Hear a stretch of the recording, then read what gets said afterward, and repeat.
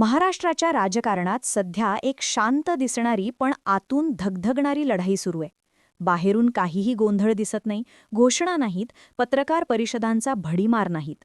पण दिल्लीकडे जाणाऱ्या एका राज्यसभा जागेसाठी पडद्यामागे मोठ्या हालचाली सुरू आहेत. महाविकास आघाडीकडे फक्त एकच जागा निश्चित आहे, पण इच्छुकांची संख्या वाढतीये. बैठका होतायत, काही जण अनुपस्थित राहतायत, काही जण थेट पक्षप्रमुखांपर्यंत आपली इच्छा पोहोचवतायत. आता या सगळ्यात उद्धव ठाकरे नेमकी कोणती चाला खेळतायत?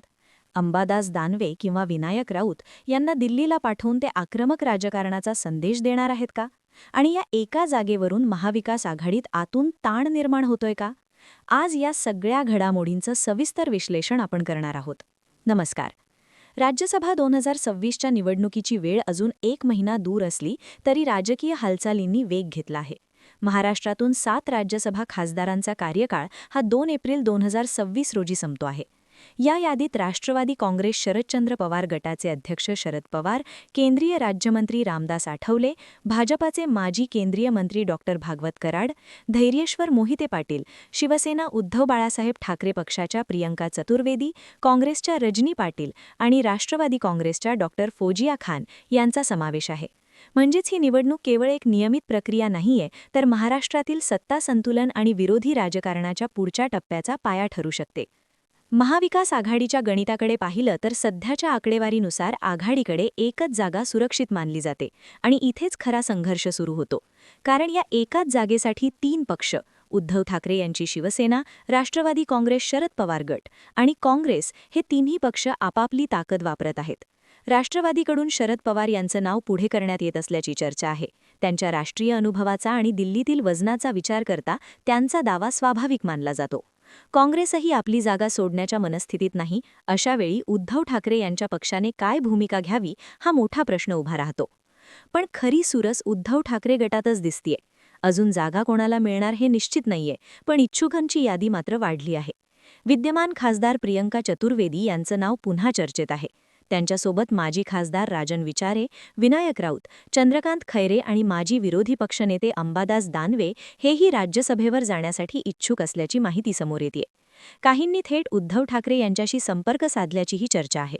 म्हणजेच पक्षांतर्गत लॉबिंग सुरू असल्याचं स्पष्टपणे आता दिसतंय. आता या सगळ्या नावांकडे केवळ व्यक्ती म्हणून पाहता येणार नाही. प्रत्येक नावामागे एक प्रदेश, एक सामाजिक समीकरण आणि राजकीय संदेश सुद्धा आहे. ठाण्यात शिंदे गटाची ताकद वाढल्यानंतर ठाकरे गटाला त्या भागात पुन्हा आपली पकड मजबूत करायची आहे. त्यामुळे राजन विचारे यांचा विचार काहीजण मांडत आहेत. कोकणात शिवसेनेचं पारंपरिक अस्तित्व टिकवण्यासाठी विनायक राऊत यांचं नाव पुढे येतं. मराठवाड्यात विशेषतः छत्रपती संभाजीनगरमध्ये शिंदे गट आणि भाजप मजबूत झाल्यानंतर ठाकरे गटाला पुन्हा बालेकिल्ला सावरण्याची गरज आहे. त्यामुळे अंबादास दानवे किंवा चंद्रकांत खैरे यांना संधी देणं हा राजकीय संदेश ठरू शकतो. विशेषतः अंबादास दानवे यांचं नाव हे आक्रमक भूमिकेसाठी घेतलं जातं. विधानसभेत विरोधी पक्षनेते म्हणून त्यांनी सरकारवर जोरदार टीका केली होती. दिल्लीमध्ये असा आक्रमक चेहरा पाठवला म्हणजे भाजप विरोधी भूमिकेला अधिक धार देणं असा अर्थ यातून काढला जाऊ शकतो. दुसरीकडे विनायक राऊत यांचं नाव कोकणातील संघटनात्मक बळ वाढवण्यासाठी उपयोगी ठरू शकतं. म्हणजेच उद्धव ठाकरे यांच्यासमोर निवड ही फक्त व्यक्तीची नाही तर रणनीतीची सुद्धा आहे.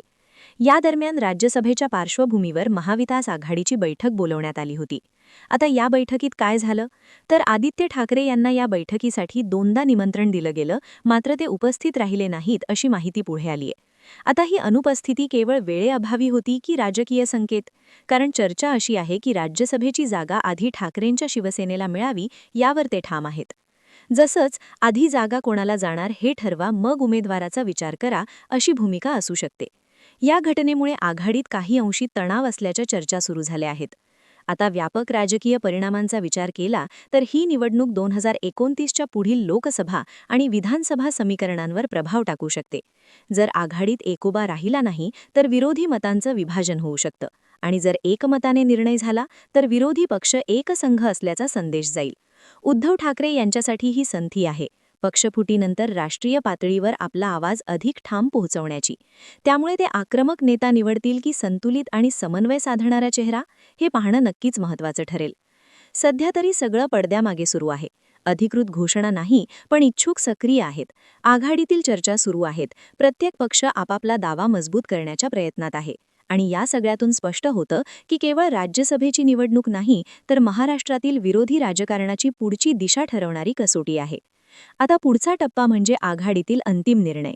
जागा कोणाला मिळणार आणि जर ठाकरे गडाला मिळाली तर उद्धव ठाकरे कोणता संदेश देणार? आक्रमक की संतुलित? या एका निर्णयावर केवळ एक खासदार ठरणार नाही तर महाविकास आघाडीची एकजूट आणि भविष्यातील रणनीती ठरणार आहे.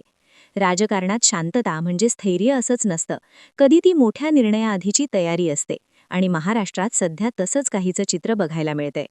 पुढील काही आठवडे अनेक संकेत देतील, पण एक गोष्ट निश्चित आहे, दिल्लीकडे जाणारी ही एक जागा महाराष्ट्राच्या राजकारणात मोठे पडसाद उमटवू शकतो. आता पाहायचं इतकंच आहे की उद्धव ठाकरे कोणती चाल खेळतात.